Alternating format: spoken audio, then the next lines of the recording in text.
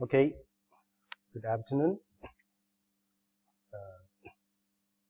This afternoon's course, pardon?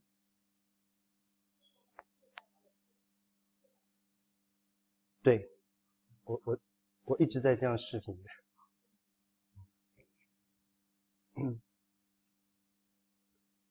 So from 2 p.m. to 4:30, right? Okay. So if you have any question, welcome to raise your hand, ask me, or I will continue my lecture. This morning I'm talking about the ontological problem. It's a series of value, ultimate value. Perhaps it's the goal our life is running for, this goal. Any philosophical system in Chinese philosophy, there must have value concern. And I had said and morning that this becomes the starting point of this philosophical system. The running for value means that the philosopher has his idea. He wants to betterify his own life or betterify his society, his country, or to betterify the life or the human beings. Anyway, that's his idea. So there must have any kind of value, concern, just based on this. It becomes his motive. Make him to go on, to do something, to realize his idea, then to say it out, giving his doctrine.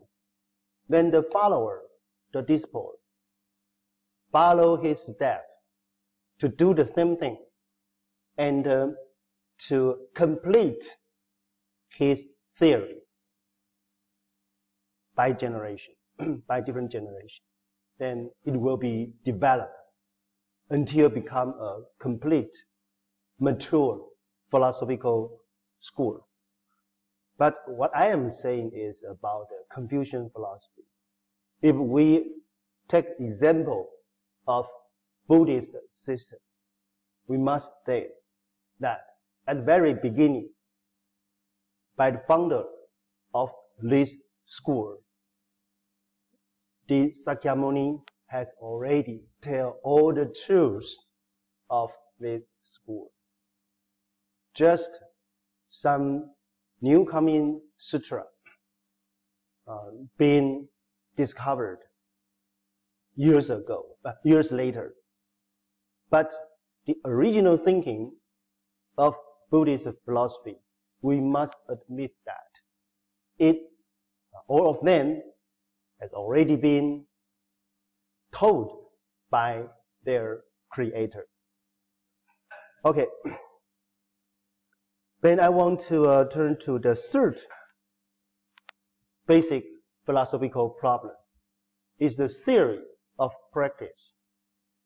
As I had said this morning, it has two approaches to know the knowledge of the theory of practice. Who is doing the practice? Human beings. How is the structure of human beings? Mind and body. So there exist two kinds of practice. For your mind or for your body. To enhance your body through the knowledge about your body. The knowledge of your body should be based on the understanding about the knowledge of the universe. So there's a cosmological approach giving the knowledge about your body, about your sense ability. Then you do your practice to make your sense ability become stronger or jump into a higher level. Sometimes we call it super ability in Taoist religion system or Buddhist philosophical system. As for our mind, it should focus on only one ultimate purpose, which is the value concern of this school. So Confucian has his concern, his value consciousness. Lao Tzu has his concern. Buddha has his concern too. All the school has different value consciousness, different concern. Therefore, the way to purify their mind, the direction are different. Although they are all doing the same thing to purify their mind. In Chinese, we always use a terminology named 心性论. 心性论, mind and human nature, theory about mind and human nature. Actually, this theory is talking about purify our mind. Confucian school has the theory about purify people's mind. Taoism and Buddhism also have the theory about purify their mind. But actually, purify toward what? What kind of value are the standards they to purify their mind with? Actually, they are all different. Though the practice are doing through our mind, through our human nature, but the direction are different. Okay, aside from these two basic philosophical approach to tell about our practice, we could have another three model, another three direction, or another three process, three order, different kind of order, different kind of stage to talk about this practice. No matter it's about purify your mind or training your body. There are three stages. The first is the starting point. Then the procedure. The first step, the second step, the third step, then till the final step. When you finish your practice to the final step, means you make your ability to the highest degree. In Chinese, we say it 境界, till the highest stage of your ability, your personality. So when you got the highest situation, the only thing you need to do is just to show out. You don't need to work hardly again. You got the ability already. You never forget it. Anyway, in any situation, you just do the same thing without any mistake. Confucius said, when he's 70 years old, he will do anything he wants, but never make any mistake. This means that he has got his perfect personality. So when he is at this moment, he just do everything. It is correct. But when it is still at the starting point, he should work hard. He should do everything to force with his desire, to kill his bad habit. Maybe greedy, maybe lazy, and so on. He should fight with his bad personal habit. But this starting point. And then there are a list of procedure, the order of the practice. I introduced these three different levels about the practice It just means that, just because that there exists lots of debate, lots of argument in between different theory of the same school. Sometimes philosophers in the same school, they will argue with each other. They will think their philosophy is better than others. Always, just because people talking about the perfect personality. You just show out. When you just show out and without do any hard work, it means that your practice has already jumped onto the top degree. Therefore, some scholars will look down the other theory, the other philosophy, when they are still emphasizing how to move out our bad habit. Actually, they are talking about the starting point. In Zen Buddhism, there's very famous debate, two schools. The sixth master, Huineng, and his brother in school, Shen Xiu. Shen Xiu's philosophy being criticized as anti-procedure. But Huineng's philosophy being emphasized as just an intuition. 南顿北渐. But I think it's a whole procedure of one person. In a practitioner, he will have starting point, and he will grow up gradually. Then he will come to the highest degree if he achieve it. So we don't need to say the final stage, the practice of final stage is higher or better than the start point. To play the role as a theory, their positions are equal. The theory of starting point is important and fundamental.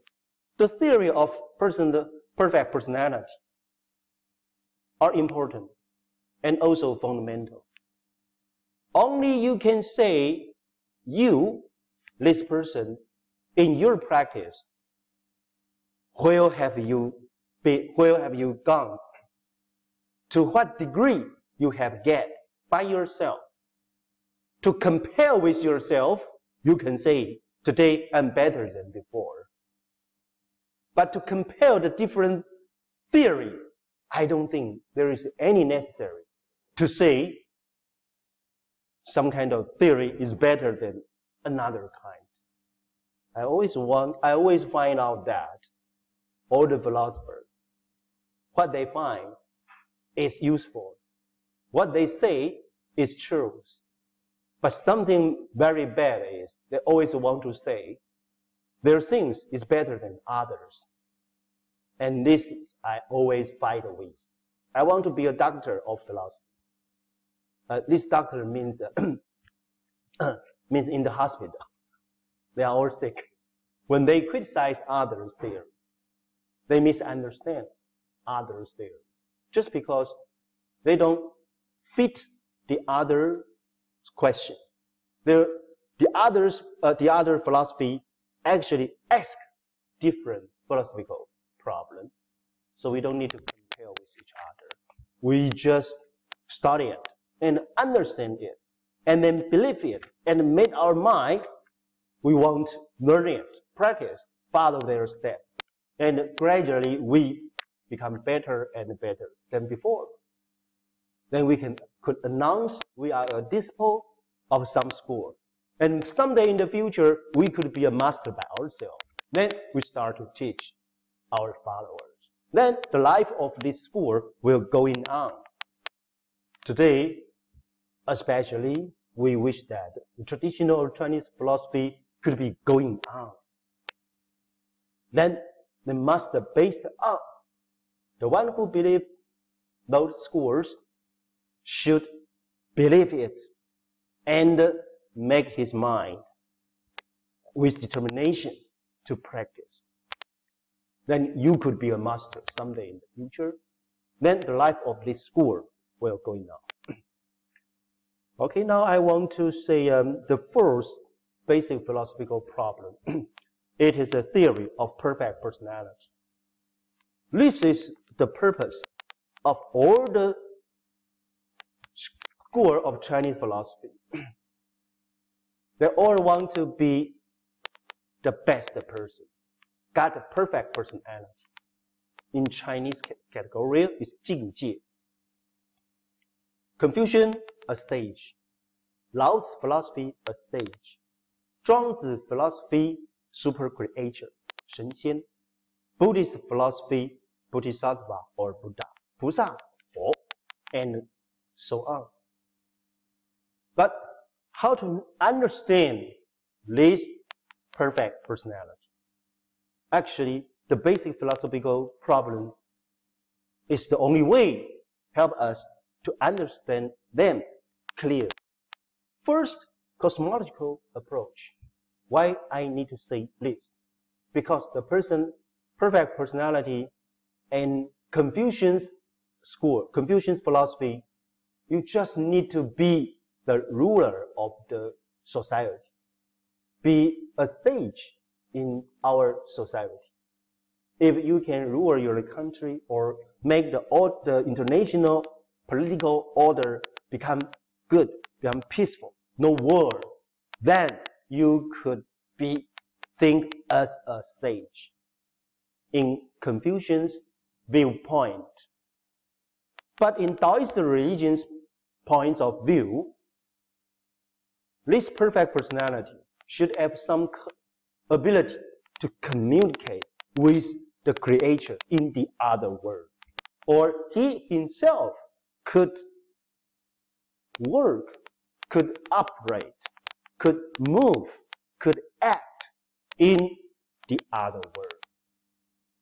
So, the perfect personality should be expressed, explained by the knowledge of universe, especially in the Buddhist philosophy.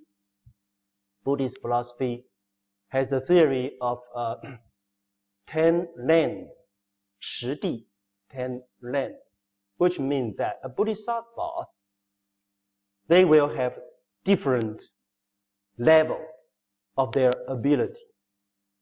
The first land, the second land, third land, fourth land, fifth land, sixth land. Each different land means that his ability has been upgraded to a new situation. At that moment, not only his own ability, but also the land he had lived or he just stayed, the land, the material become better, become beautiful, become more light, more wonderful than the lower level, the land. So his mind and his body pure, more purified than before. Then the society, the world, the land, the environment, the air, the light, the water, anything better than before. So it's not only his mind ability has been improved, but also his body ability improved. And even the environment he stayed is better than before. Make it being expressed clearly should through the approach of cosmology. Okay, then the second ontological approach. We can say that ordinary people and high-level people or the sage, any different level of person, they share the same value consciousness. In this point, they are all the same. Master Wang Yangming, he has a theory.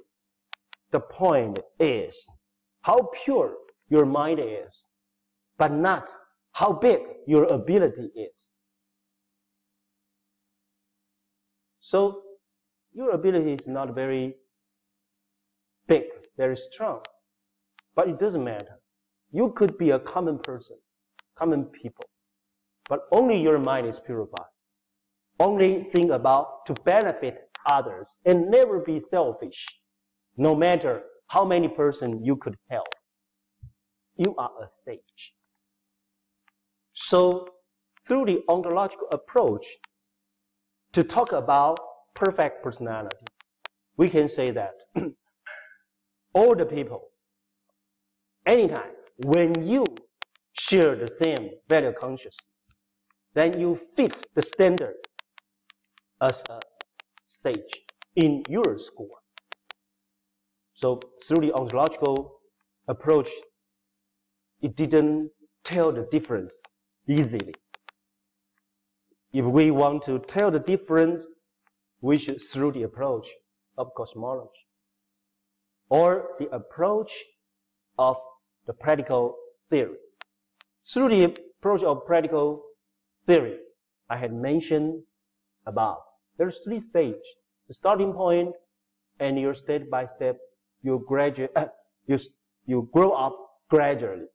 Then to the top level, you can do it very easily. You never need to practice again. You just do it directly. So you just show out your ability. At this moment, you get the highest degree of this personality. You become the perfect personality, the perfect person of your school. Okay, the first part of my lecture is finished. Now I turn to the second part. But the third part I had told you this morning. Now I go to the second part. The first part is already an epistemological approach. But the second part is even close to epistemological approach. This is the problem about how to verify Chinese philosophy as truth, or the theory as a kind of truth, not just point, not just some kind of wishes, but it's a kind of truth. I want to talk about how to verify it. Since they are all practical philosophy, philosophy of life, so the experience will be shown out in our daily life. So it's human beings' activity. It's human beings' affair. So when we discuss the verificational problem, we should take the people as the role we are talking about. If we want to ask if the theory of any Chinese philosophy is completed, then this system I had already given its logically coherence of order theory. It has already got its systematic coherence of its theory. Their theory has been completed logical and systematic through the interpretational structure, through this structure, this system. The theory has been completed. Now we are talking about not only theoretically completed, we want to talk about experientially completed. We need to go into experience, person's experience, human beings' experience. So, to analyze it, I suggest through the different role about a practical philosophical school. Any practical philosophical school has some kind of person. First, the creator, the founder, the first one, the first master. Confucian, Sakyamuni, Lao Tzu, Zhuangzi, Han Fei, those person. There won't be many such kind of person. Several. No more than 10 person. Not very much, so don't worry, because the way we treat them, the attitude we should face their philosophy is very unique, I'm going to say.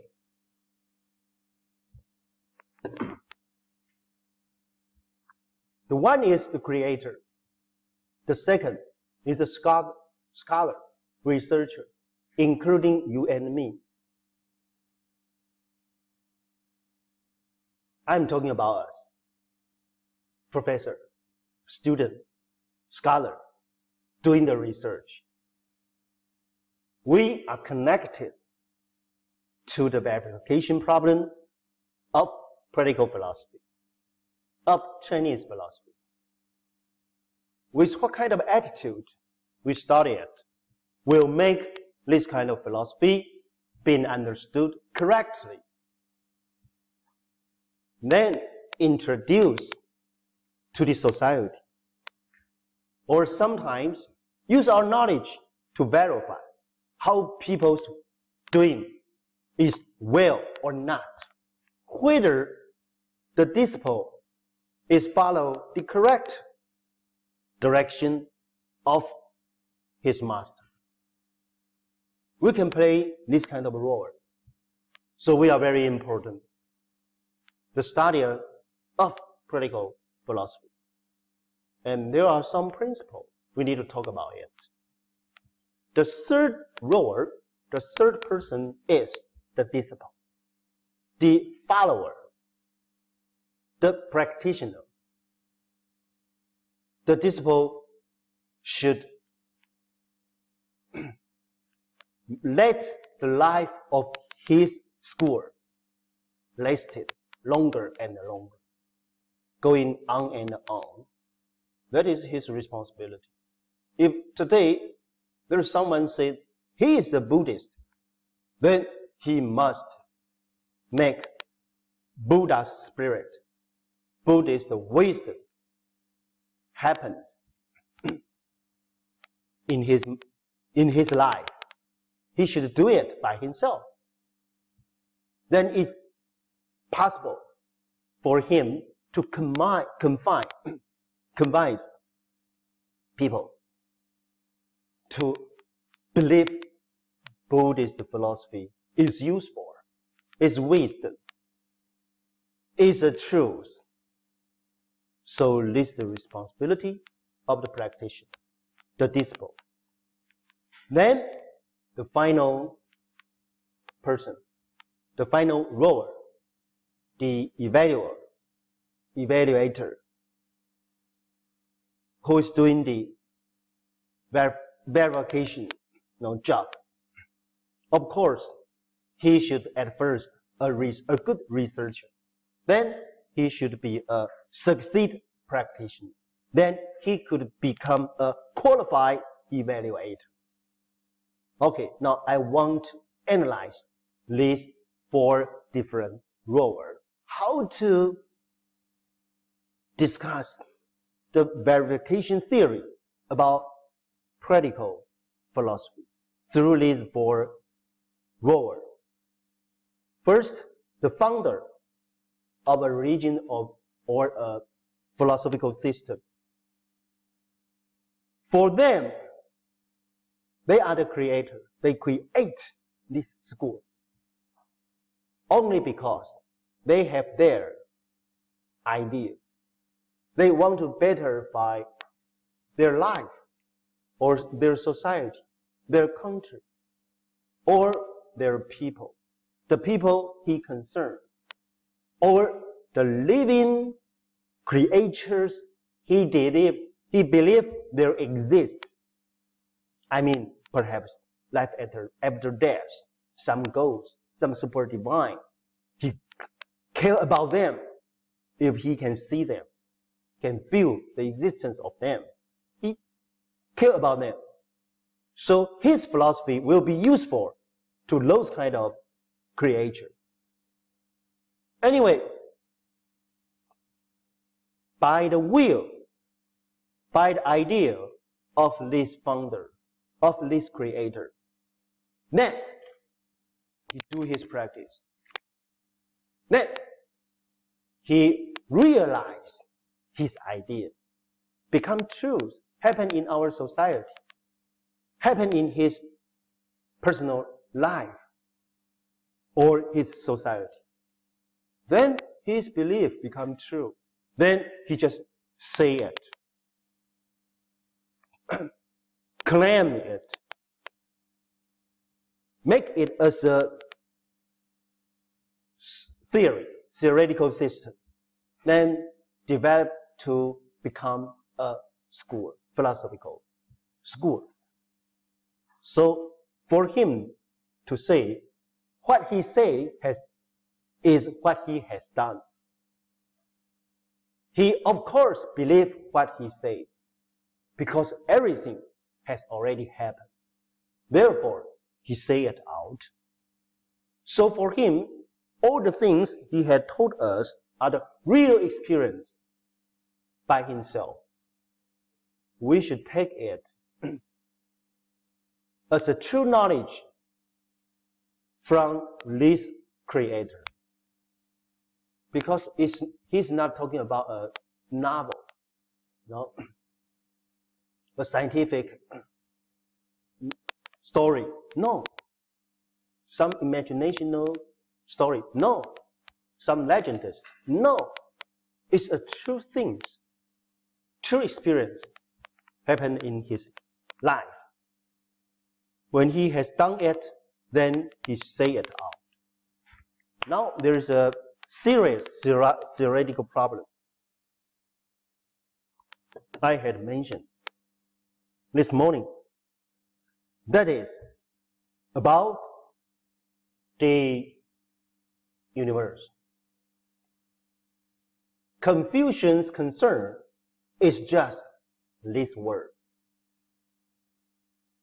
or international society. But Taoist religion, what he's concerned, life and other world.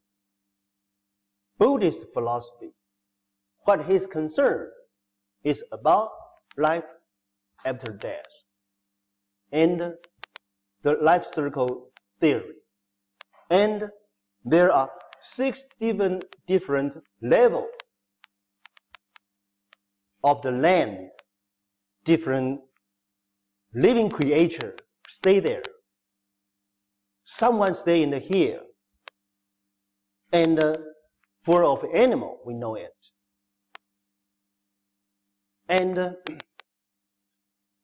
many ghosts suffer a serious life, bad life. Then human beings, that is us. Then some super creature, some divine creature, they have better life than us. And some better temperature creature. So this 6th level of creatures, they stay at different environment, different land. A Buddha concerned about them. So What will we do? We, who are we? We are us. We are researchers. We are the scholar, professor, and student. When we study that, how to make us, what kind of attitude we should take toward the different knowledge of the universe by the different school. This is a theoretical problem. I think it's an epistemological problem. We should take it as a serious philosophical question. I want to say it in this way. Just like a scientific principle. Every scientist, they create scientific principle, or they find scientific principle. The scientific principle is being discovered or being created. My friend, scientific principle. Newton, Einstein, they discover or they create. Can you tell me? 发现还是创造？ Both. Actually, in my opinion, the word is create, but the knowledge, the principle, could only be discovered. Human beings cannot create universal principle. Just find it out. Scientific universal being found out by scientists. The same understanding. Universal knowledge being found out by different philosophers. But why they can find out it? Find out why? There are some hypotheses. Presupposition. I suppose it should be this. Or some traditional, long time ago story told us life is like such kind of things. So they do their practice mostly through meditation. At situation of deeper meditation situation, people could make their sensibility become more more high level, or more stronger, or more sensitive. Then gradually he touch, he feel, he sensed to the different word. Then he could say that there is another word, there is some other kind of creature. We cannot see them through our eyesight. But if you doing your practice, enhance your sensibility in your meditation situation, then you will know they exist. First, you suppose there is such kind of word. Then you do your meditation and it happened. So for you to say it's true. Okay, therefore, Taoist philosopher find those words. And Jesus say something by his experience. All the religions founder, they have their own personal experience about the knowledge of the other world. Then they say it out. Just in this way. So people has different presupposition, different hypotheses. But they do their practice and they sense about it. They experience to it. so they say it out. Therefore, they will have different cosmological theory in different philosophical schools. So for us, we should take that all the knowledge has been spoken in different religion systems are all being experienced by the founder. We should take it as our understanding, and that's for all. For them, they believe it. So what the founder has said is truth. This is the things I want to say. But you don't need to worry about, wow, there are so many mad persons. They say they found something. They want to tell you the truth. They want to tell you that someday in the future, the earth will destroy it. So many crazy persons will told you this. Then you can ask me, so should we believe in or what he say is truth? Don't worry about it. What I'm saying about the Creator, the number of them, not quite a lot, not a large number. 1, 2, 3, 4, 5, 6, 7, just this number. Several masters in humans' history. Confucius, Lao Tzu, Jesus, Muhammad, Sakyamuni. Only this person. Then they create a school.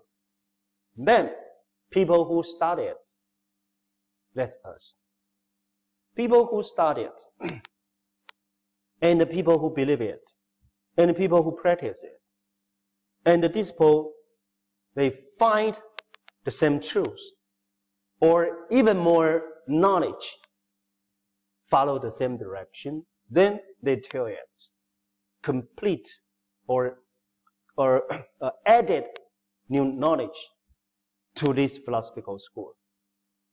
Then the development of this school going on and on. So we should have this kind of attitude to the creator of the school. That is, they say what they have experienced. What they have experienced just by their practice, they find it themselves. Then the truth of the universe is just being found out by those creators. They can experience it. If we practice, follow the same direction, step by step, he must promise us that we could get the same situation, just like them. So Buddha said everybody could be a Buddha. Confucius said that everybody could be a sage. 人人可为尧舜. And Taoist religion said, 神仙本是凡人做. The super divine, super creature, originally just a human beings, common person, common people. If you could do the same practice, then you could go to the same degree, become the same person, become perfect for yourself. Now, let's talk about the second rower. He is us, scholar, teacher, and student. We study practical philosophy. So first, we should have an attitude. Believe what they said is truth. Of course, we don't need to believe. Or we just want to deny it. But I want to tell you that whatever you have done, what effort you have done to deny it, is impossible to deny it. Because it's an experience of some other person. And it's an idea being chosen by those persons. They choose their idea, they do the things they want to do, then they achieve their goal, all these kind of things, how to deny it? It's not easy, but it's not possible theoretically to deny it.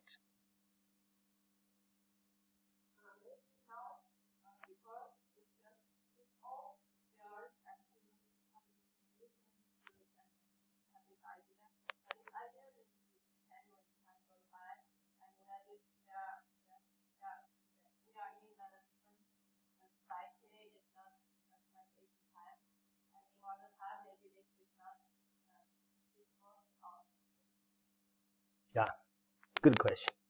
I had answered it here. Eternal, never change. Confucian's mind. I want to be conscious, be kindness to the people. If I want to do it, then I could do it. Of course, the way to do good to the people could be changed by the different scientific level, different economical situation. Of course, it could be changed. But mind, the idea, the attitude should not be changed. It's eternal. And it is impossible to be changed. If you change it, I don't like to take care about the common people, then you are not Confucian disciple. If you are not a Confucian disciple, anything you said to deny it is meaningless. For theoretically, epistemologically, to deny this theory. You could choose another way not to follow their step. But theoretically, it doesn't equal to you deny it. You destroy the philosophical system. So this system could not be destroyed, could not be denied, only could not be chosen by you. You can choose another way. Because it's a kind of attitude, a kind of value consciousness. We choose the value consciousness. So I say at first, by our chosen. We choose to be a good person, to do good to ourselves or to others or to our society or to our country or to the international society or to the life after death or to the creature, super creature at the other world. The purpose is chosen by yourself. Then the universe is found out by yourself. Just like scientific principle is found out by scientists. Okay? Then, second, the researcher. That is us. So we should believe it is truth. Based on it, what our study will fit need of this school.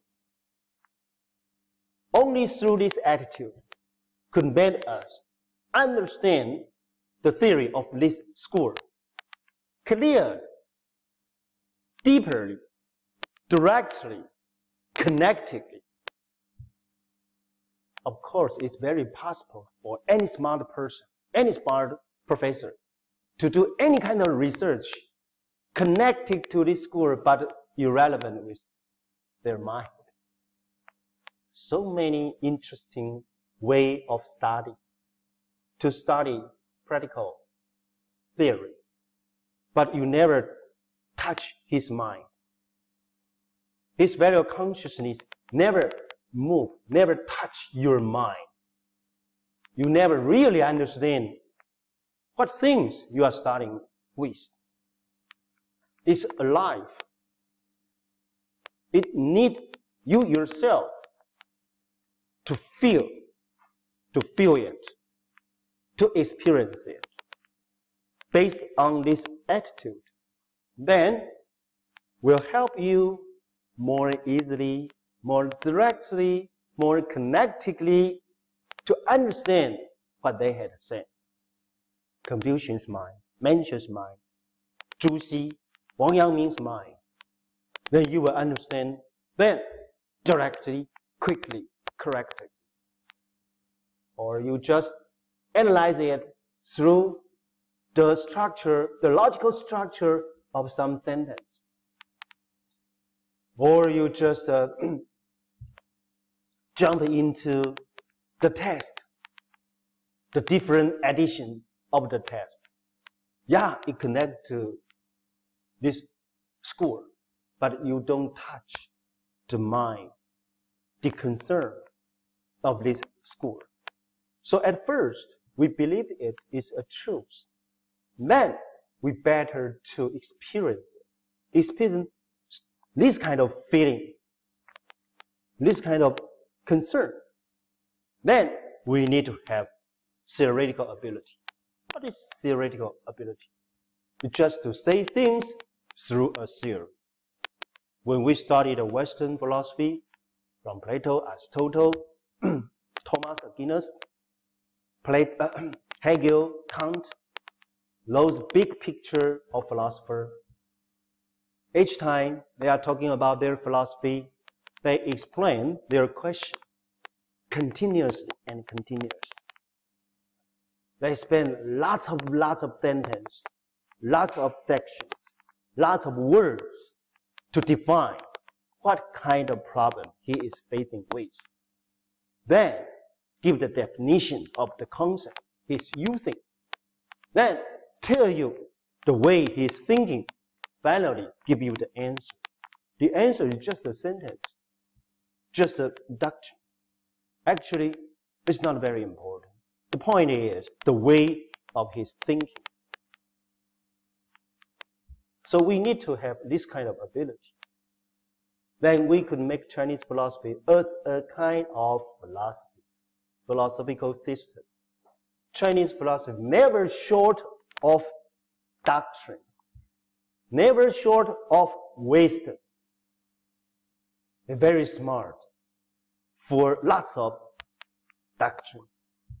And you could use it, make your life better than before. But how to reconstruct his reconstruct his theory? We should do it through a systematic thinking, systematic way of thinking. And what I am doing for the first topic is to make it systematically being constructed. This is what I say, we need a theoretical ability to reconstruct it. Okay, that's because we are in the department of philosophy. But it's an important step for all the Chinese scholars to study it. Because we believe it's useful, it's truth, and we want to introduce it to the whole world. But it should be told with theory, with a clear and distinct theoretical system. And this is what I am doing. And I want to introduce this way to you. I wish that you could use the same way of doing, to do the study of Chinese philosophy. So, you and me, we are researchers. A good researcher, of course, is very easy to turn to be a good practitioner. But all of you and me, we are not asked to be a disciple of any Chinese philosophical school. Of course not. Our position, our role, are still a scholar, a student. You don't need to force yourself, and I will not force myself. But I understand one thing. If I want to understand them, I believe they are truths, and I'm trying to experience those kind of feelings, those kind of way of thinking to live my life. This will make me a better way to understand the whole picture, the insight of the scores. Okay, now Maybe it's you, maybe it's me. Anyway, there must have people who believe the school's doctrine is true. So he become a disciple. To be a disciple, of course, at first, you should believe. Are you a Christian? If you are, you believe God, of course. If you are Buddhist, you believe the life circle theory, the causal relation theory. Of course. Otherwise, how can you say that you are a disciple of Buddhist or you are Christian? So, if you announce you are Confucian, then you should have a mind. You want to betterify your society. So you must will do something in this society. You will not stay at home playing your piano, play your iPhone, play your computer game. You must will go out, play any kind of role in this society. Then you could help to upgrade our society. You should do something because you believe this value. You choose this value as the guidance of your life. This makes you become a disciple. Then you must do your practice. So you must be a practitioner. But after your belief, you better to study it. To understand the theory a little more clear. But sometimes you don't need to understand as detailed as what the scholars is doing. But anyway, you should understand the value of consciousness. Then you still need to have more knowledge. It will help you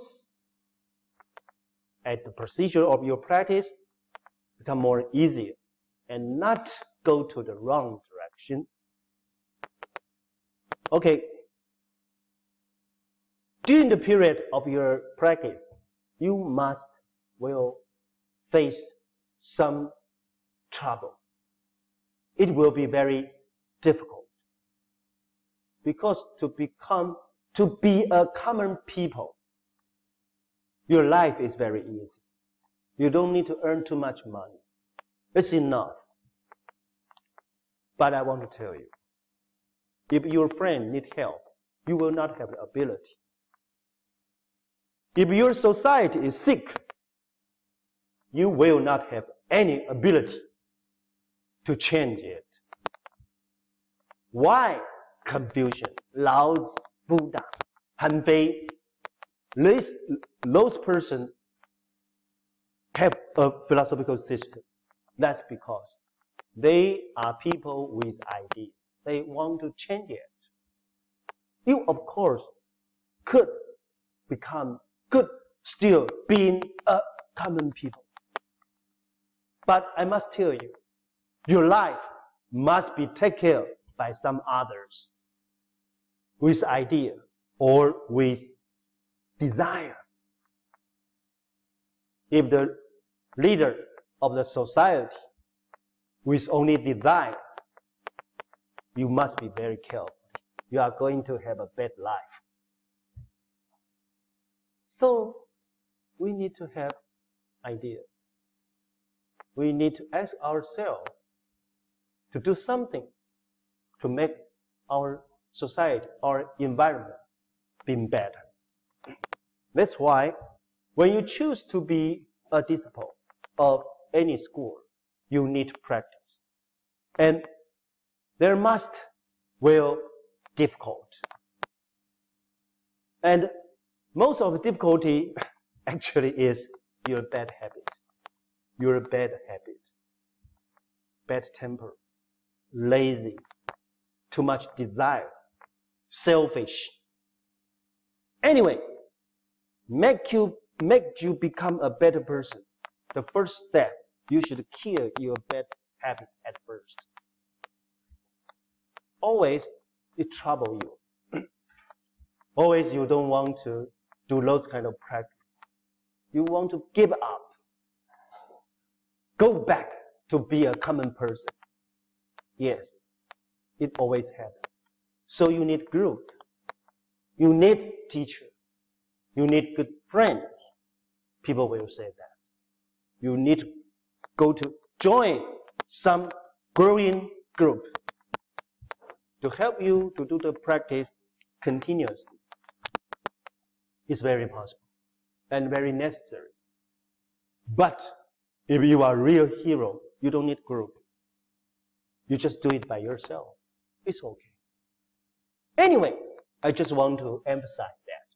To be a practitioner, to be a disciple, in your life, you will face many difficult situations. Okay, now let's go to the fourth role, the evaluator. Who can be a good evaluator? Of course, he himself is a master already. A good researcher, then a good practitioner, then he got some degree. He's qualified to be a master. Then, of course, he can verify the practice of the disciple. Now,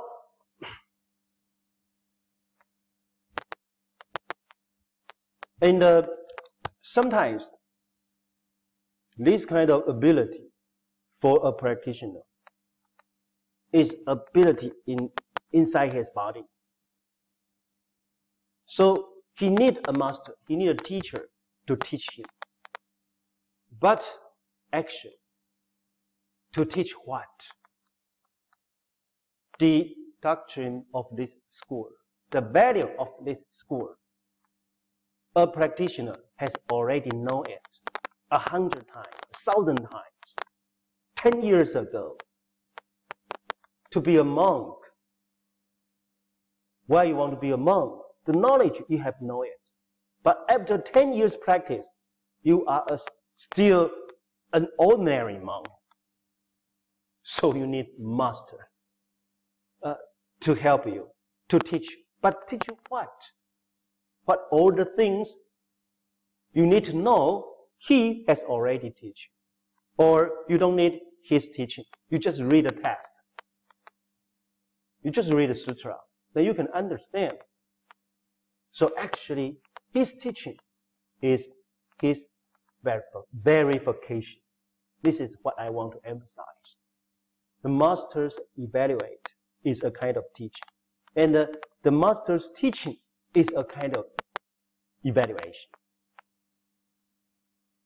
When we look at Zen school's book, there are lots of story and a story and a story and a story. Zen school's book, they don't want to create philosophical system anymore because they think theory is too much. The top theory, the excellent theory, the best theory, DEE, the first theory is just the doing, not saying anymore. We don't need to say more. And we keep silent. We're just doing. So the highest level theory is not theory anymore. It's a doing. 第一不可说. It's just a doing. You just do it. But whether your done is correct or not, your master will let you know. But sometimes, when you yourself has already known that, you are totally understand. It's very interesting that you don't need your master to confine you, to confirm you. You just know it by yourself. Doesn't matter he evaluates you correct or incorrect. If you are correct, you know it by yourself. Anyway, what I'm talking is a little abstract, but all the things that really happen in Zen school's story, those kind of story, each of the story is just tell us the situation, the experience, the communication, the teaching and the evaluation between the master and the disciple. So the book of story record the practitioner environment. It's just like a picture. Play it in front of you to let you know how they do it. It's not theory again. It's just practice and being evaluated.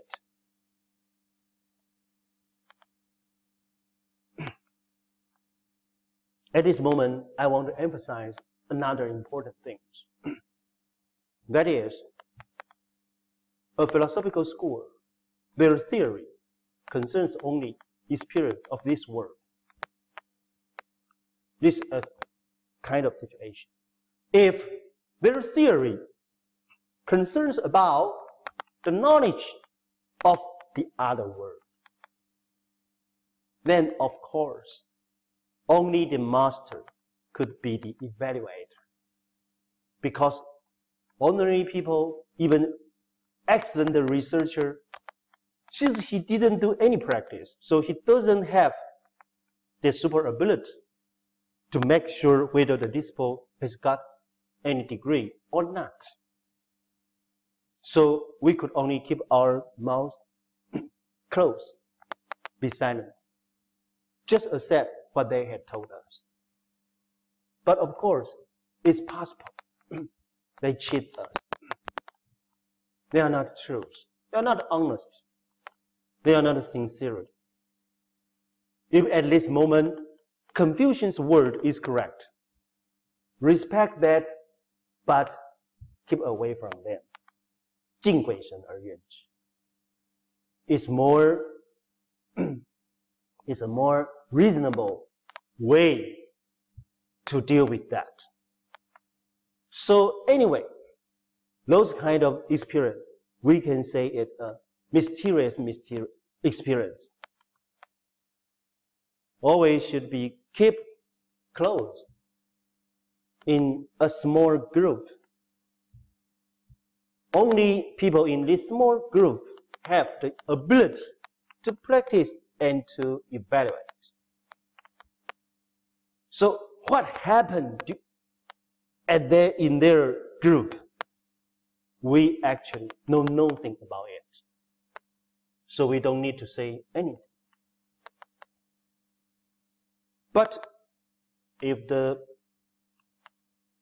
doctrine, if the value system is talking about this world's experience, for example, Confucian's doctrine, Lao's doctrine, Han Fei's doctrine, in these three schools, I had said it in the morning, governmental system, connect to our society. For all about this, ordinary people could have the right to say something. Because actually, it's not very difficult to understand Confucian's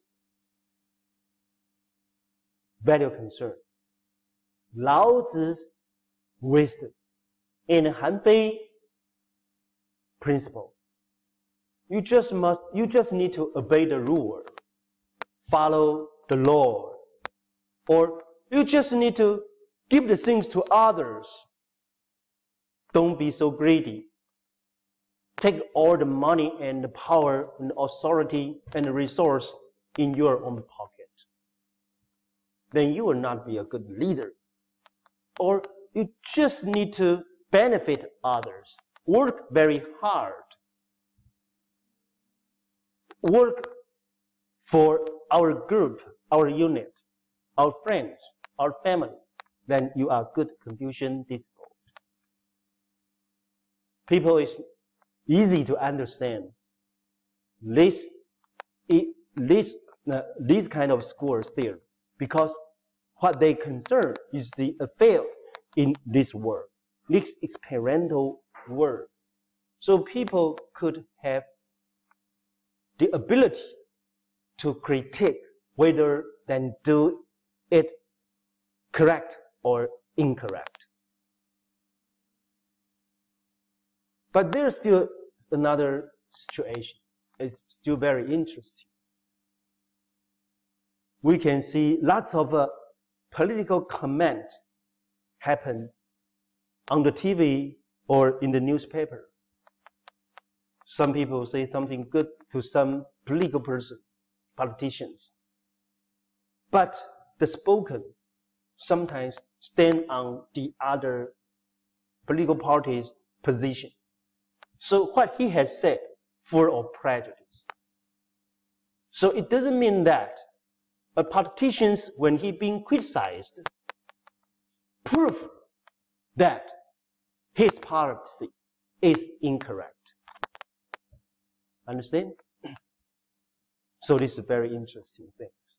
If we want to talk about the verification of some person's practice, honest, a sincerity attitude, always the most important thing. With the same value concern, with enough needed knowledge, then could you be a good evaluator. If you with prejudice by yourself or stand on some other benefit group's position, then all the things you have said to criticize that politicians is meaningless. It's useless. It's only a political game. It's not about the philosophical truths. Okay, this kind of things connected to verify what people has done. So I think it connects to the discussion of an evaluator. Who could be a good evaluator? Actually, only master could be a good evaluator. But if things happen in this world or our ordinary experience, any good common people could be the evaluator too. But once you don't have a good attitude, you are selfish. What you have done, although be possibly to hurt that politician, destroyed that politicians, but it doesn't equal to mean that he is wrong and you are correct. Things always happen in this way when we talk about verification. Okay, I had finished the second part of my lecture. Do you have any question, my dear student? Okay.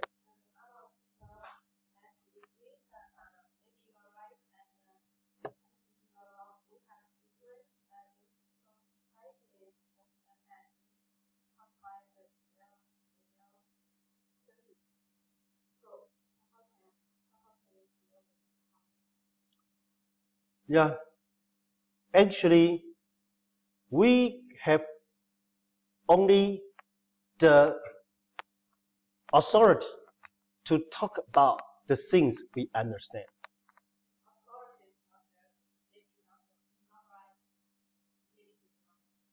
No, when I say authority means that, because you asked me that different school has different concern, has different value.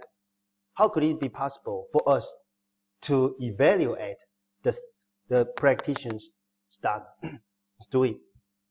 Then now I want to say that if you are not a Buddhist, if you know nothing about Buddhist philosophical system, philosophical theory, especially their knowledge of cosmology, then anything you say about a Buddhist behavior is irrelevant.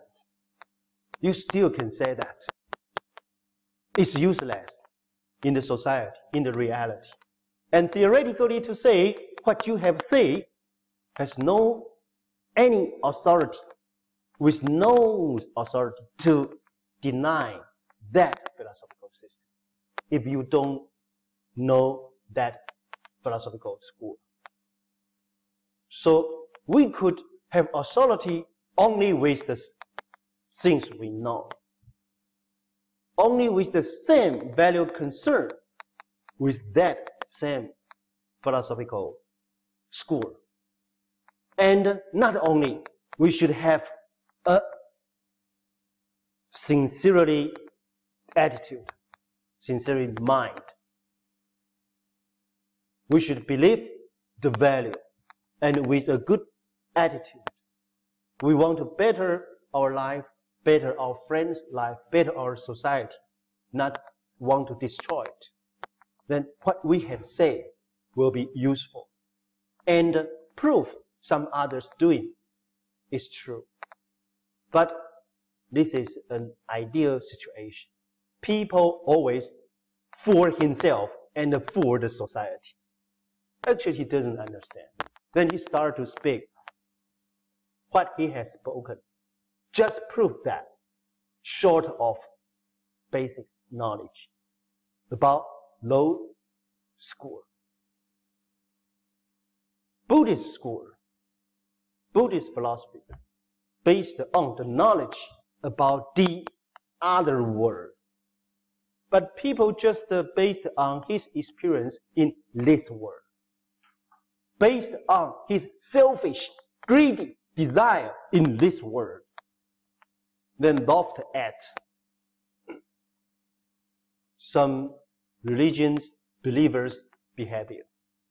Lao Tzu has told us, the most smart person, when he heard about the Tao, the wisdom, he will do it right immediately. The second level person will follow the step, but after 2 or 3 days, he will stop by himself. Move 2 steps, but go back 1 step. Move 3 steps forward, but 2 steps backward, up and down. But the most lower level person will laugh at what the master has done. Because what the master has done is irrationally by the standard of his desire. Why people should give his honor to his boss? Why people should share his power with his staff? Why people should give the benefit originally belongs to himself to his friends, to others, his followers? The lower level person will think this kind of behavior is very stupid, so he will laugh at them. But just when a smart person, a real wise person, being laughed by the lower level person with the greedy desire, then prove what he has done is the most wise.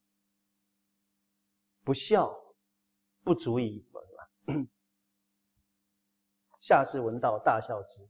不孝不足以为道。Yeah, if he is not being loved, then he has not a chance to prove what he has done is the top wisdom. So this verse is very interesting. Good people always give his benefit to others. Bad people always take it. Do you think the one who takes the benefit is the winner? No. In the practical philosophical standard, on the contrary. So if you don't have the same mind, if you don't respect the same value, then what you say about that score actually is irrelevant. Irrelevant is a social phenomenon. I want to say is theoretical verification or theoretically denied. To verify as truth or to verify as false. I want to emphasize that all those kind of behavior doesn't have the theoretical meaning to prove to be false. So anyway, very interesting. Actually, I'm saying that all the traditional Chinese philosophical school could only be proved to be true, cannot be proved to be false. If you don't believe it, what you have done just irrelevant. And this also means that I think all those philosophical schools are useful. So they just, if you use them correctly, follow the philosophical problem they are facing, and understand their mind, their concern, then you could use it. So this is the third part in my lecture, is the applicability that I has told this morning.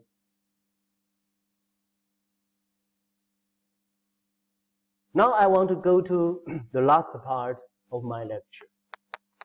They are all truths, are all useful. Now the only thing is, if they has already been introduced, explained clearly by, hi friend, you and me, the studier of Chinese philosophy, you and me. We study it clearly.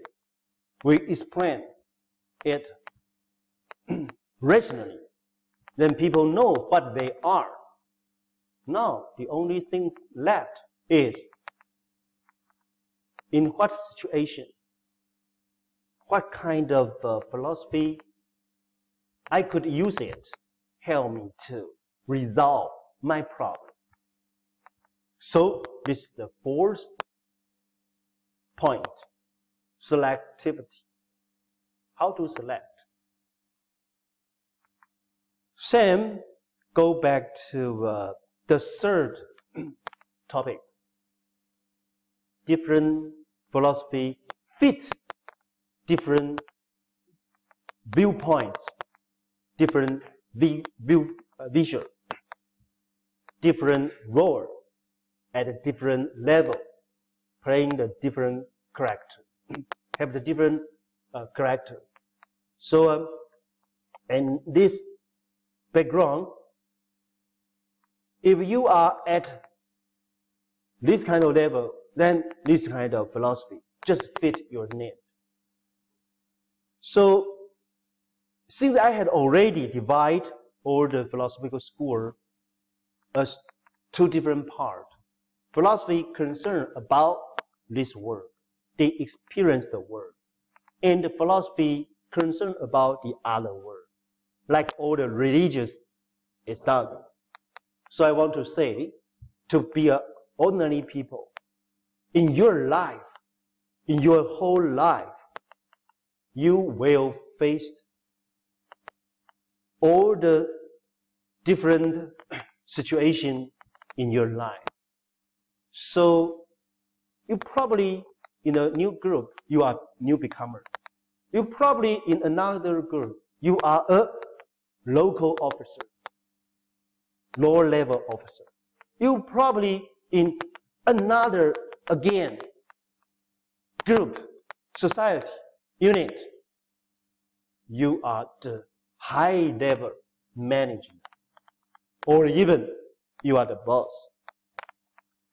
So when actually in your life, you always play different role. And this different role actually in this group, in this particular group, you are at different level. So the philosophy of this world, Confucian, Lao Tzu, and Han Beizi, you need to know, you need to learn. They will be good for you to use it to face your problem. So you should learn all of them because you have chance to use it. But if the problem is the life after death, connected to some extra, some other word, some knowledge of other words, some affair of other words, then you better to choose only one religion because you cannot experience it direct. All the things in your practice based on your belief. Not easy for you to experience it if you are not expert in this field. If you are still a common person, you are not live all the affair of ordinary human beings. Go to that school to be a monk, to be a father, a papa. If you are not this kind of person, a religious person, you're just a religious believer, a disciple, a follower, then why you accept this religion? Just because you believe it. So if you want to practice, since the goal, the final stage, are still very far away, so you choose one religion is enough for make your mind being peaceful to face the problem of death. Yourself or your parent, your relative, the people you concern.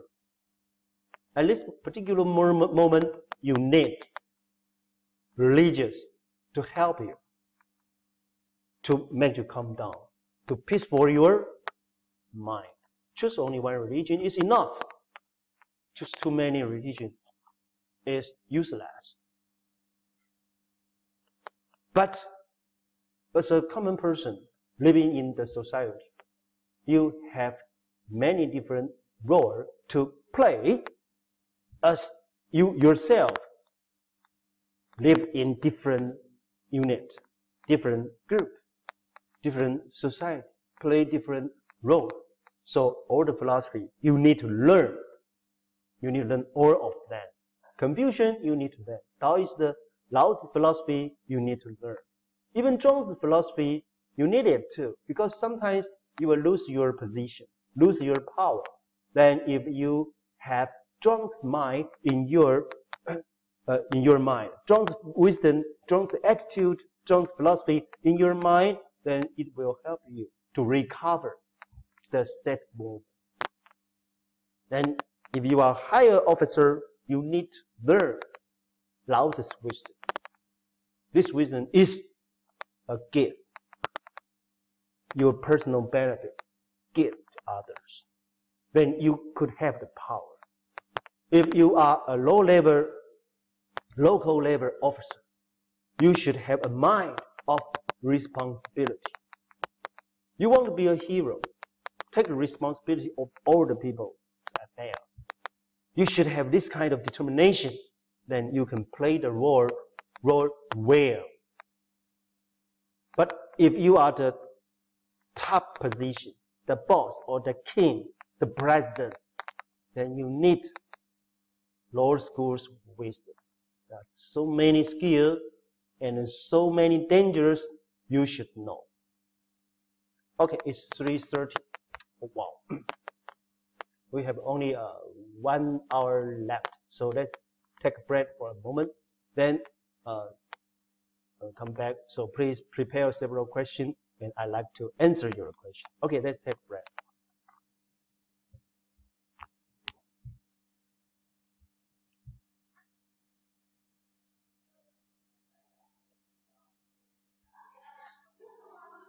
Hi, friends.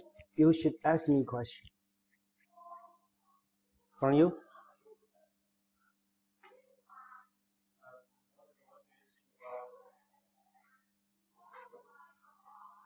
Okay.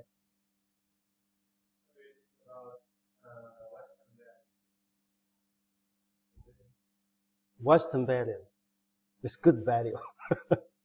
My major is Chinese philosophy. Of course, we can do some comparison, but I think the point is to know how Chinese value being theoretically constructed. This is what I am studying. And Western value, they have lots of discussion. I respect all the value, and I believe it reasons. It makes sense. It must have reason. So I'm not doing the comparative philosophy. I just do the Chinese philosophy.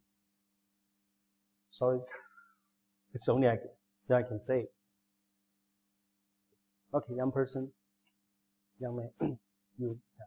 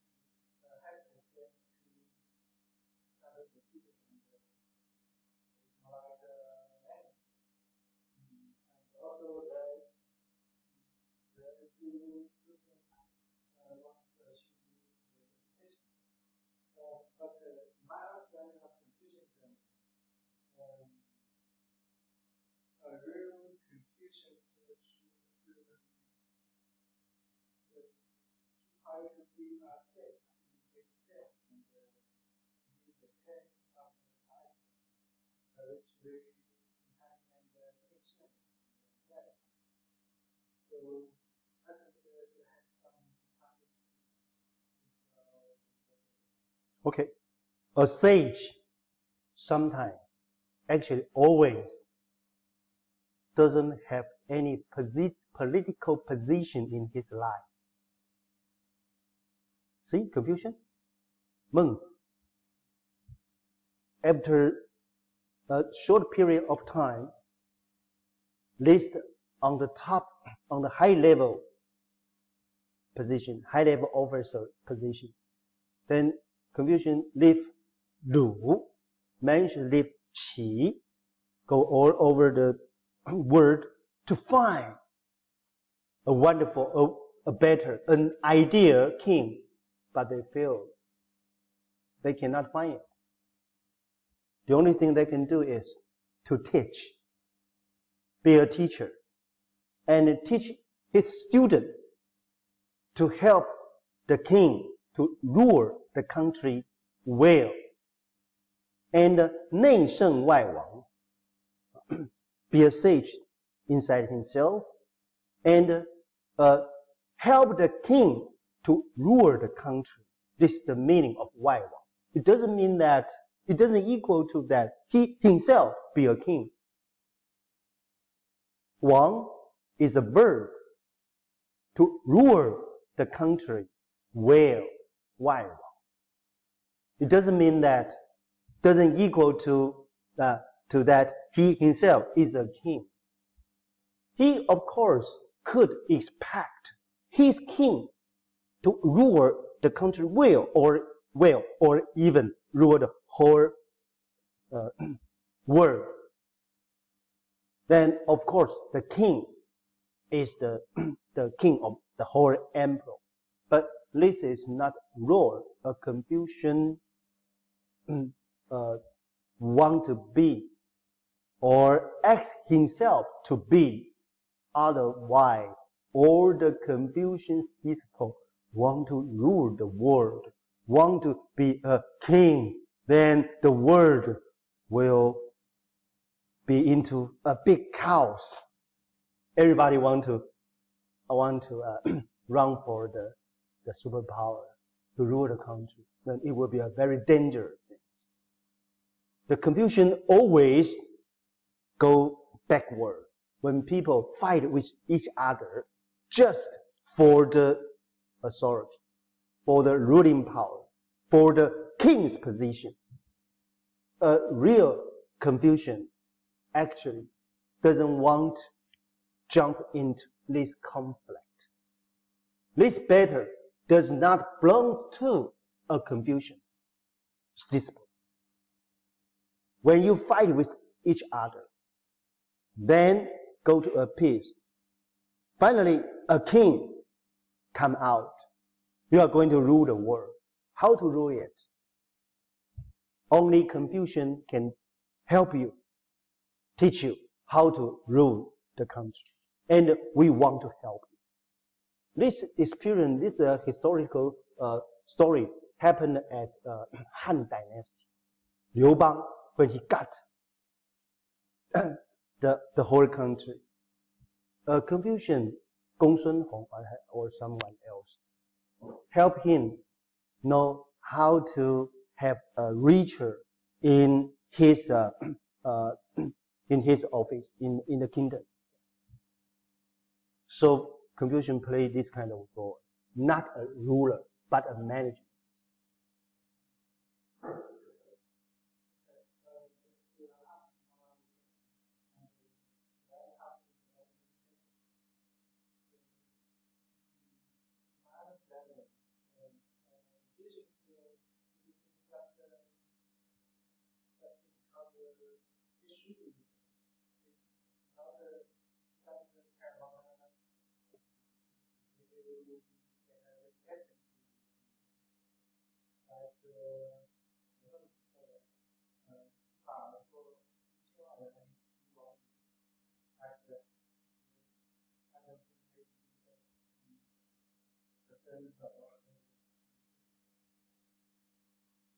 Of course, you are right.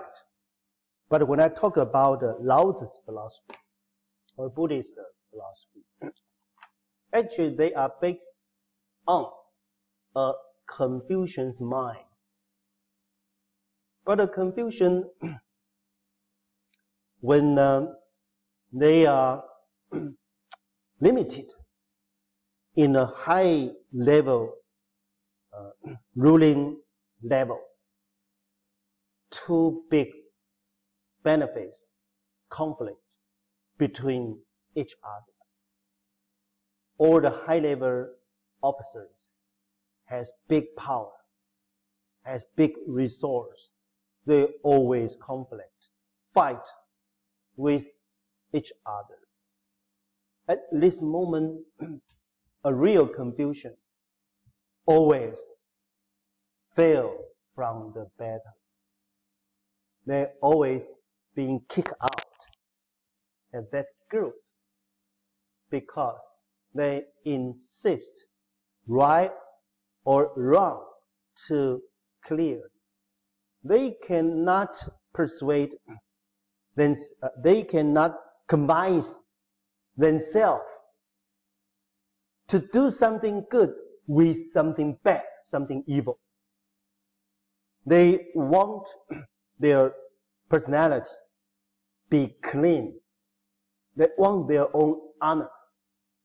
They feel shame to stay with those kind of person.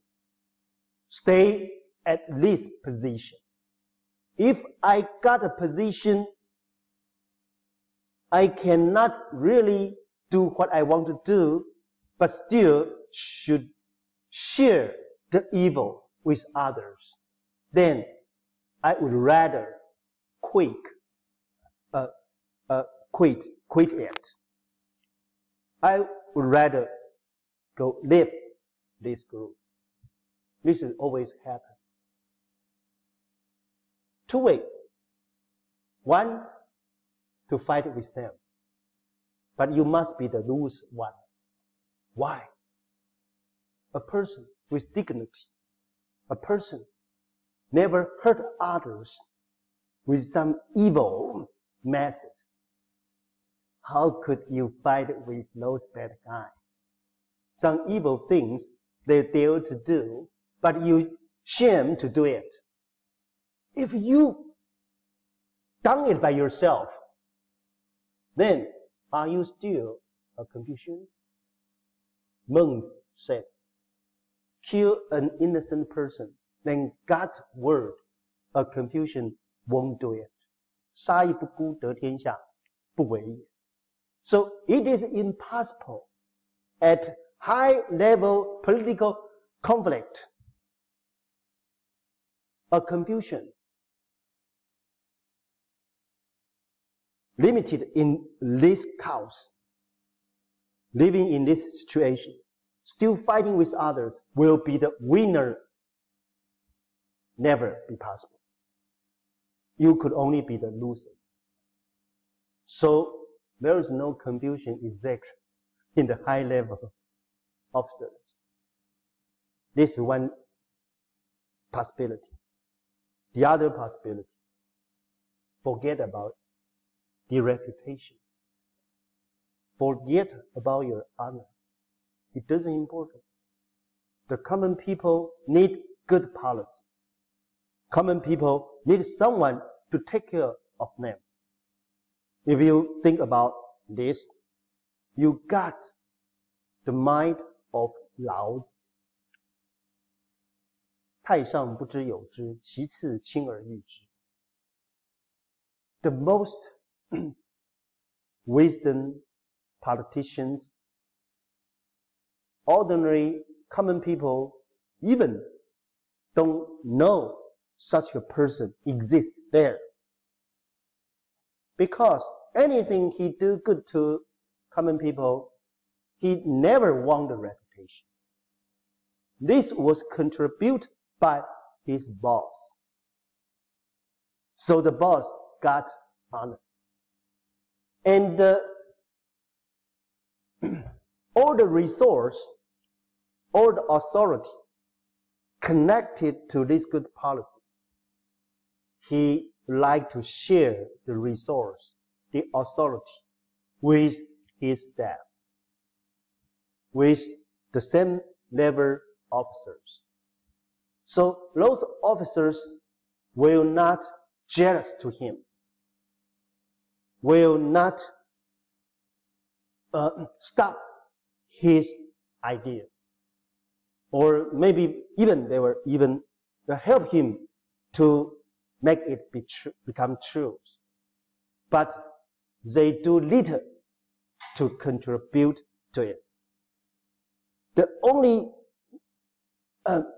meaningful things is they don't do the things to stop it. A person, a very, very smart person, a person with real good heart for the benefit of the common people, at this moment, he should do things in this way. I don't want my honor. I don't want my reputation. I don't want my benefit. I don't want my personal things, benefit. Give all the things to others. Then all the other people will let me do the things I want to do. I just give, they just take. Then I create, then people can get a good life. These kinds of personality, not quite familiar, quite same with Confucian and monks. Actually, they are not willing to play their role in this way. But their attitude is correct. Of course. So I say, if all the local government or the officer in local government, they have this kind of attitude, then they are heroes in people's mind. People respect him, and he got honor, got reputation. He could be a hero. I just want to emphasize, it's very useful lesson for your life. It's really useful. When you are located on a high level management role, on a high level position, you should forget your honor, your reputation. You should be equal to the others. No one can play their role better than others. If you do the things better than others, people will not allow you stay that position anymore. So we need to learn the wisdom from Lao Tzu. But Confucius doctrine still true. So you need to ask some questions. Why people at local government can be a hero, can be Confucians? That's because there are not many benefits. So the bad guy are not greedy too much, and the power are not very much. So a hero can make his mind with determination to fight with them. And the bad guy are not very capable. So the Confucian will win in that battle. But you should know one thing. At a high level battle, there's one person. He got the only power, the highest authority. Why a high level position full of bad person? Because the king are selfish. Those bad person just the expression of the king's selfish desire, or the weakness of the king. If the king is weakness, bad person will jump on his head to control him. But if you are a Confucian, you are so dignity. Will you do those kind of things? Never. If you do these kind of things, you are no longer a Confucian. So, if king is not good enough, the high level officer position will full of bad one. 权臣小人. So, a person like Confucian's mind, not easy to alive at that position. Only when you have the wisdom of Lao Tzu, then you can stay there. This lesson is much more useful than anything I have said today. It will, you maybe will use it at your whole life. It's very useful. Keep it in mind. Okay. Give me the question. No, you. Yeah. No question. How? You have a question? Hello? You don't have a question. Okay. Anyone has a question?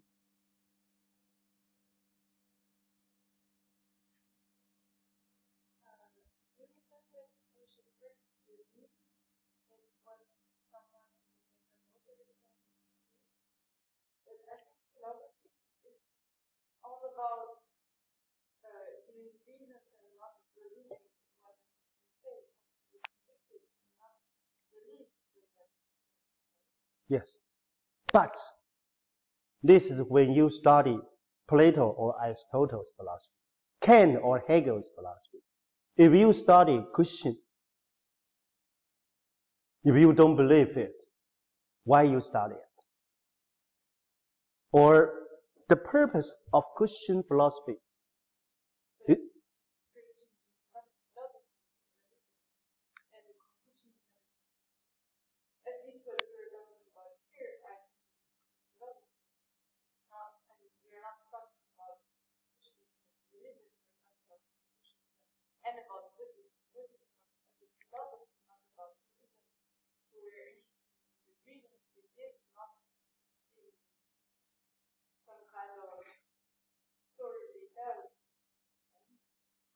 This is still the problem of definition. Christians still say that they are philosophy. Christian philosophy still say that they are rational. Though they believe, but what they believe is truth. And of course, philosophy should give reason. But Confucius philosophy not only give you reason, but still push you to do something, to play a role in your society. He is a person full of ideas, want to save the world, save his country. So he teach his students to play the role in the government, to be a gentleman.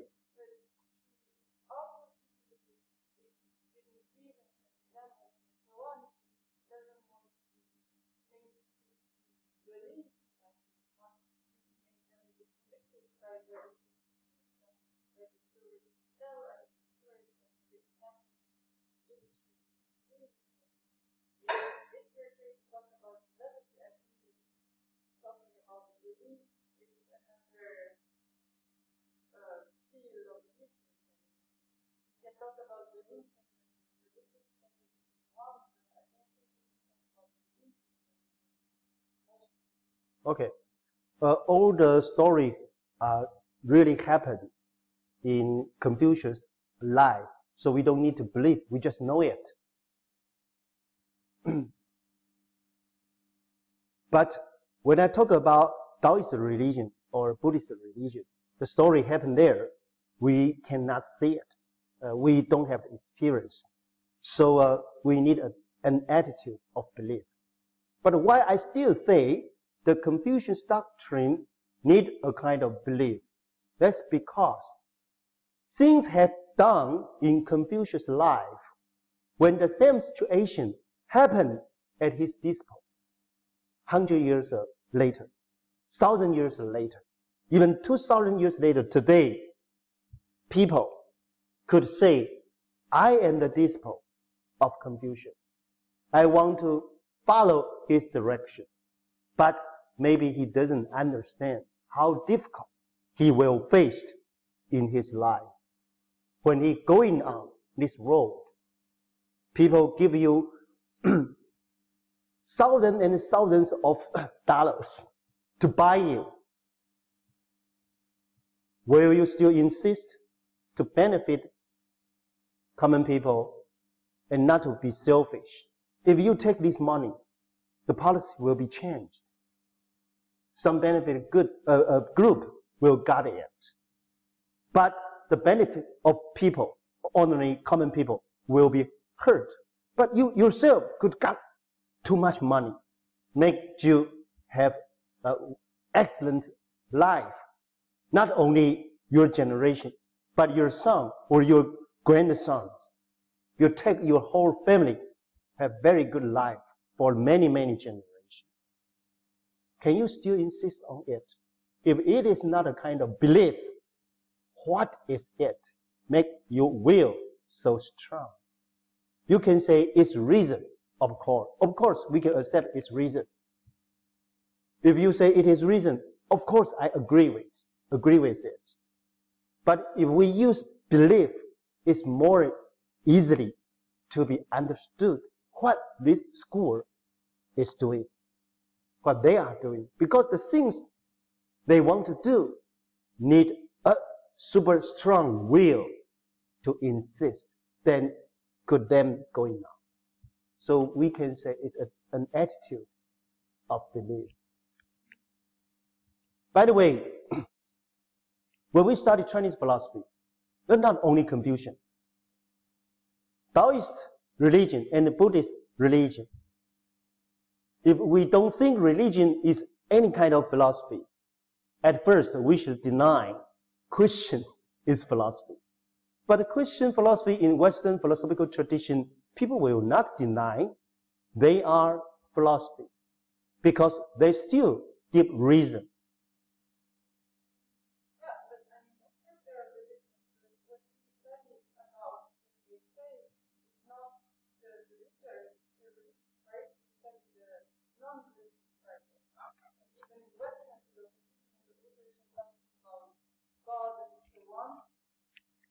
Then not really study what they're saying about God and one, then study about what they say about what they're arguing believe. Thank you for your question. That you help me to clarify what I am talking about. Of course, in the Christian philosophy, there is such an ontological approach to prove the existence of God, or cosmological approach to prove the existence of God. That is theory. See the first part of my lecture. I am giving a theoretical system. This is the philosophical part. But I can give all the theory about Taoist religion, Buddhist religion, just like Christian religion. It's philosophical part. But did it convince you? Or did it verify itself? So this is the second question. Jump to epistemology. After Christian philosophy, in Western philosophical tradition, the Enlightenment period of time come out. Descartes and so many philosophers, they ask epistemological problem. And I'm asking it too, to discuss Chinese philosophy, discuss philosophy in religions. So when I talk about this, if what I have done means something, this way of answer, this way of thinking could also to do the discussion about Western religion or Mohammedan 回教 religions. All the religions could be discussed in this way. So anytime I emphasize belief, see, is in here. Is the second problem, second topic, second issue. When I am going to discuss how to verify it. When we want to verify it, we should know at first, systematically coherent, this work has been done. The philosophical part, reason it, has been done well. The job has been finished. But we still cannot combine ourselves to believe it. How could we believe it? It's because we practice. And the Creator, He practiced by Himself. So at this moment, at this discussion, I talk about belief. Thank you for your question. Help me to clarify what I am talking. Some part is philosophical part. The other part is how to believe it and then use it. If we want to use it, we need to believe it. Because all the Chinese philosophy is going to be used by us. It offers a wisdom to ask us to follow them, to use their philosophy. Should we use it? If we don't believe it, of course we don't use it. But we don't use it, we lost the benefit it gives to us. So if we want to have the benefit from them, we need to use it. But if you don't believe it, why you use it? So I say belief is important. But you don't need to worry. What you believe is the wrong thing. No, it's impossible. They are all correct things. They had already been done in the Creator's life and the other followers' life. They practice it and prove it again and again. Only one thing you should keep in mind is that it's really difficult. It's not easy. So I say the practitioner with determination to practice, because lots of difficult will stay there and you will face it. Okay, any other question?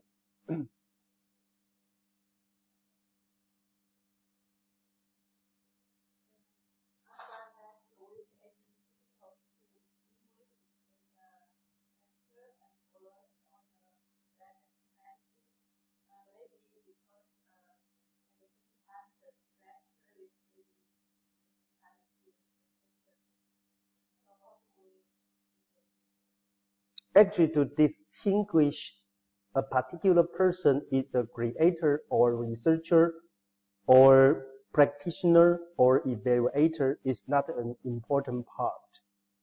I just do the analysis of how to talk about the verification theory, about the practical philosophy. And when you play your role as a practitioner, what you should keep in mind. When you doing your job as a researcher, what's the point? It doesn't matter that you are at the same time a researcher, a practitioner, a evaluator. It doesn't matter. So this helps us to make us clear to understand the theoretical discussion about the epistemology of Chinese philosophy, about the issue of verification. We should deal it with a different personal role. Then we can do the job well. It's just an analytical structure. It's of course a person could at the same time a practitioner, a researcher, an evaluator, or even a creator by himself. A new creator.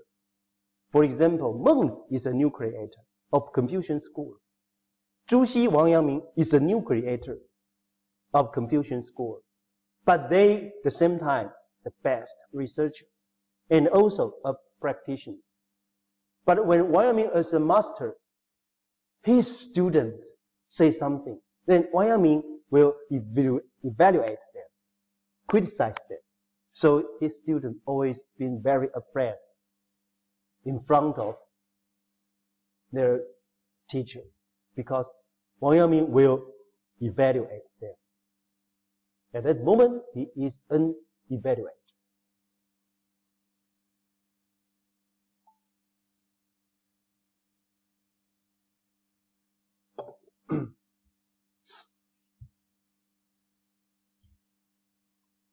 Okay, do you want me to stop today's lesson?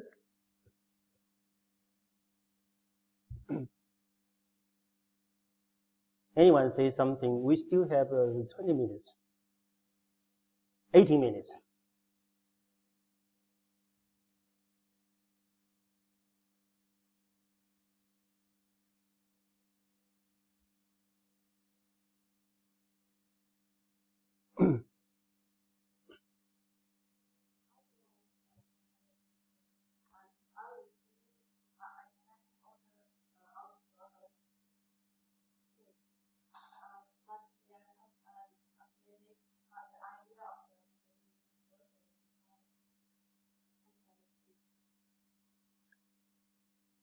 Let me give you a tip. When they say something about their philosophy, they could be trusted because they are all truth. When they say something to critique others, always wrong. This is my position and it's my conclusion. And I take this position strongly. So I mean I'm a doctor. They are sick when they criticize others. No need to criticize. I always give an example. Do exercise will benefit to your healthy.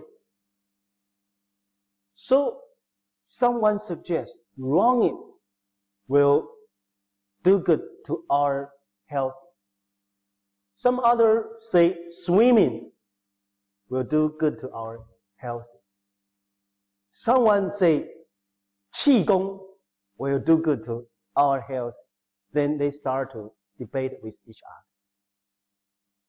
Does it necessary? 3 of these different kind of exercise will do good to our health. And you don't even need to compare which one is the best. Because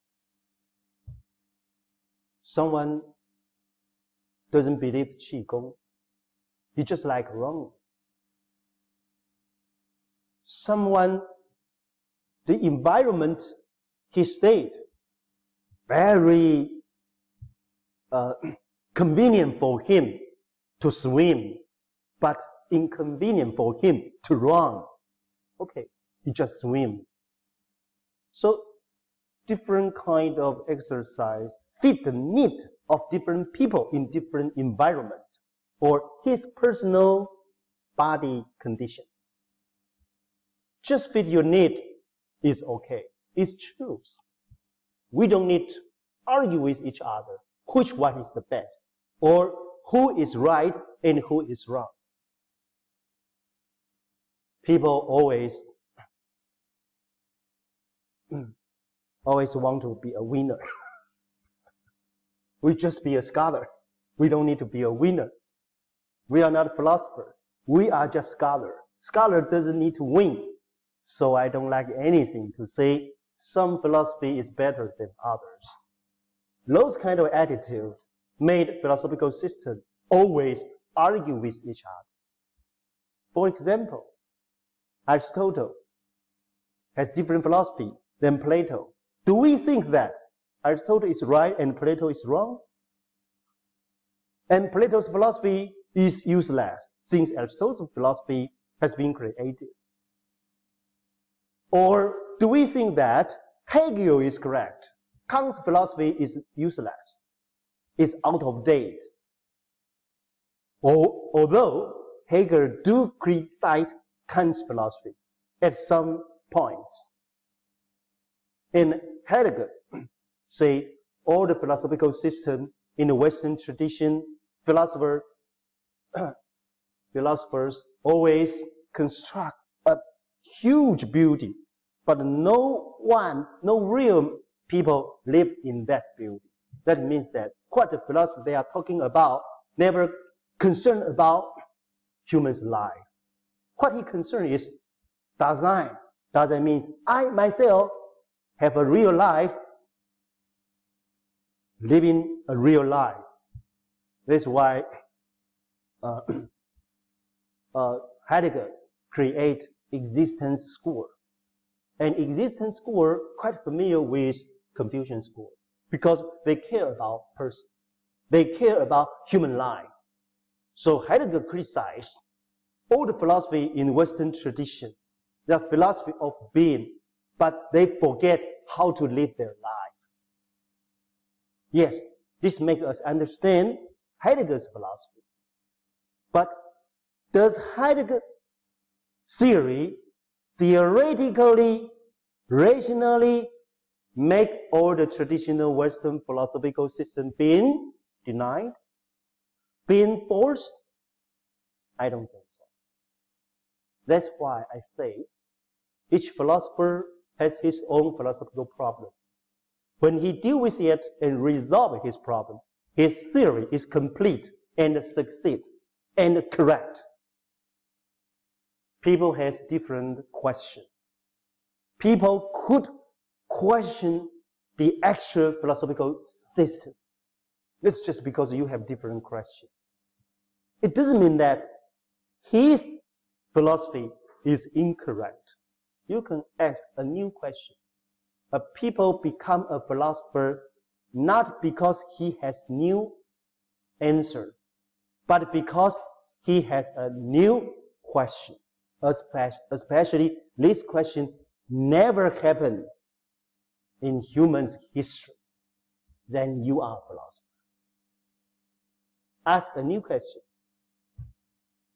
By your thinking, your deduction, your speculation, and you give some answer. Then this makes your thinking a philosophical system, a philosophical theory. Make you a philosopher. Each philosopher is correct. Every philosophical school in Chinese philosophy is useful. Is useful because all of them deal with some particular problem.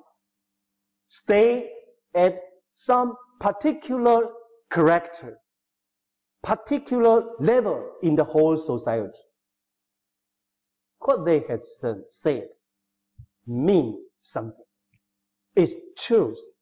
It's useful. So when you face so many theoretical conflict, what could you do? I give you a tip. Forget what they critique to others. Just read what they say about their philosophy. Then you can understand them.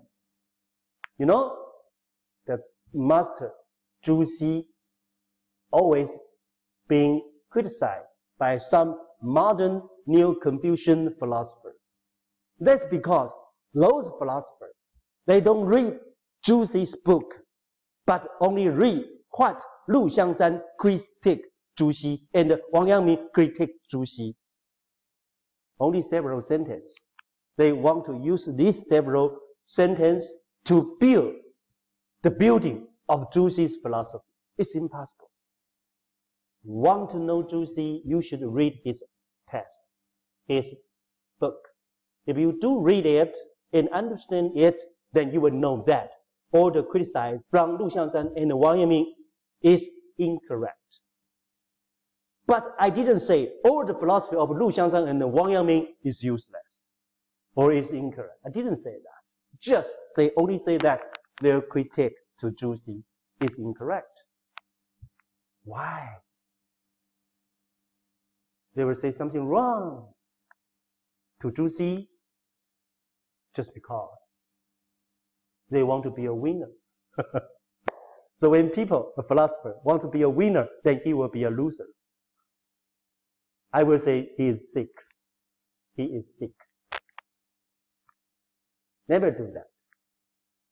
They are all well-done systems, or have the reputation, or worth our respect. We could study it, believe them, respect them, and know them, then explain, introduce their philosophy to today's world. Then it will help us stronger our thinking ability. I would like to give you some experience that when you study the philosophical book, study it, read their work, their text, you should know one thing, that you should fight with those sentences and make you understand them. When you understand what they are talking, your brain, your thinking ability are format. You know format? When you buy a new computer, you should format it. Make it a workable notebook. Make it could upgrade well. You should give them some software, some system. When you study philosophers' philosophy, read his book, understanding his thinking, you are format your brain at the same time. It will do good to your philosophy ability. So read it and understand it. You don't need to always fight with him. You better to understand him at first, because he is bigger than you. He's stronger than you. He thinks the things more deeply, more widely than you. Learn from him, not to critique him at first. We always want to criticize with philosophers' philosophy. You lose the chance to learn from him. And you want to be a winner again. So you critique it. Try to do every effort to know him. Know it. Know the philosophical system you are studying. You will get benefit for yourself from him.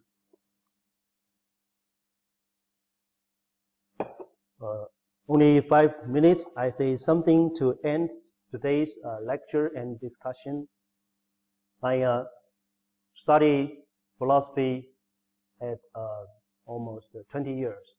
Okay, I have spent 6 years in my undergraduate period.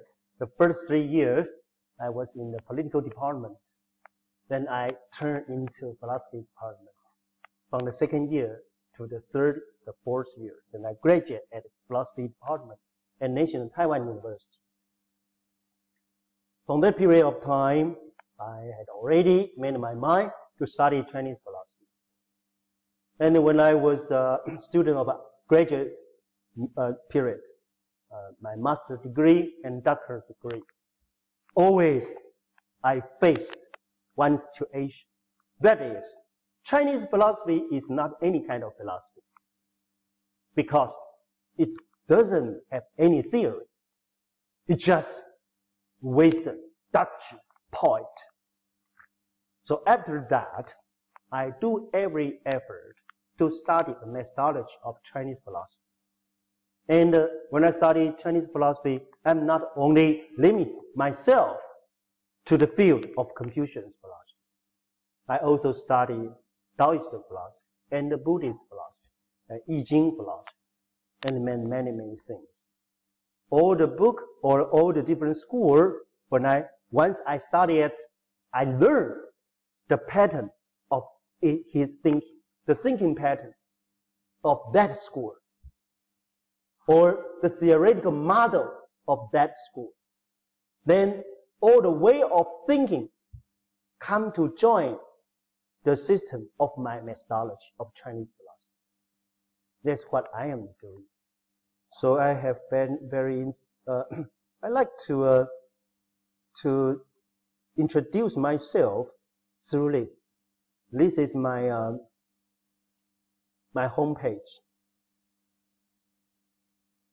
I am such kind of person that by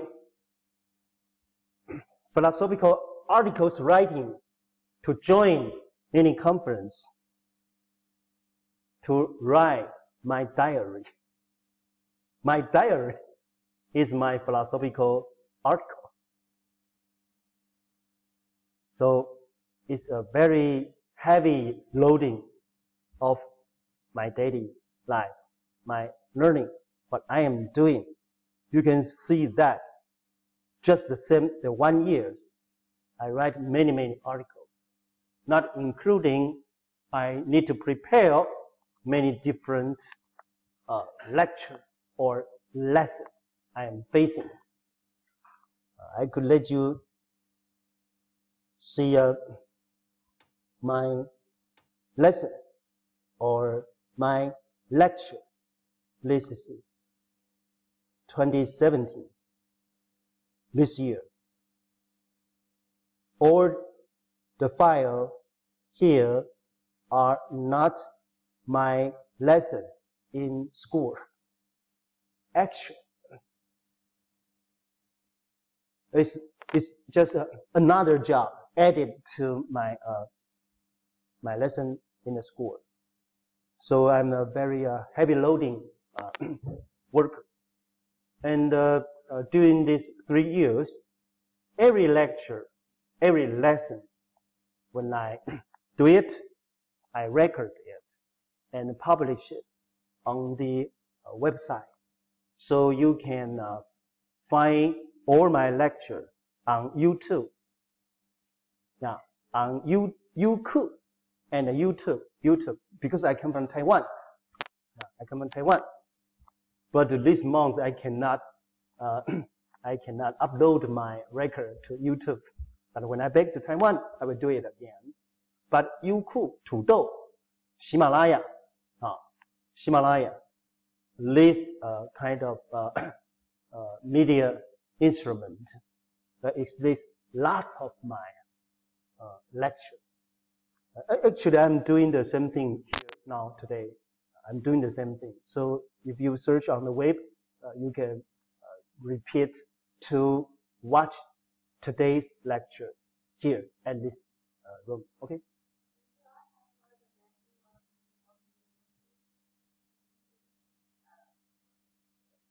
I like to answer your question, but I'm just recording. I will answer it when the lesson is finished.